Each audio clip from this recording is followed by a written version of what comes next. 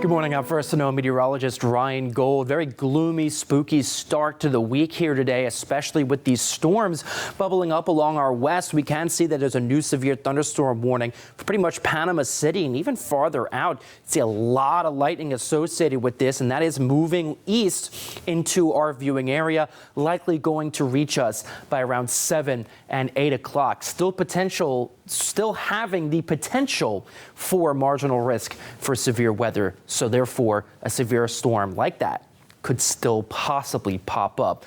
We're also keeping an eye on the tropics. We are keeping an eye on Melissa, who is a Category 5 right now. It became one earlier this morning, really bombarding Jamaica, and eventually it will be bombarding Cuba as it moves off into sea. Likely not really going to be affecting the United States, but we could see some swells associated with it if it moves just a bit more to the west. But for now on Wednesday, it seems to be far enough away that it won't really affect Miami, but it could end up affecting the Northeast once again if it moves further west. So we're going to continue to keep an eye on Melissa. Certainly a very large storm, the third Cat 5 of the season.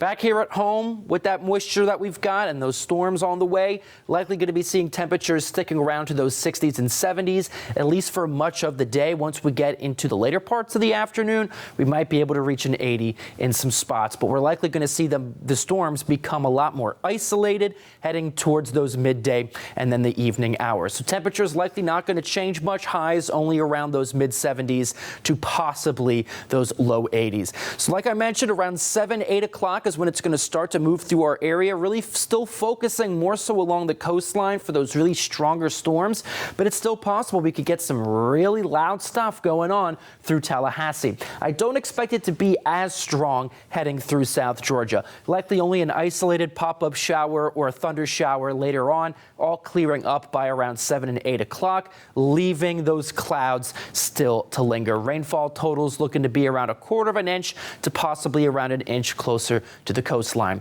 Much calmer tomorrow, but we've got another cold front coming through for Wednesday. Not going to be as intense as today's, but it is going to cool us off even more. Look at those 60s for highs heading into Thursday and Halloween as well. Looking dry, sunny, but quite cool.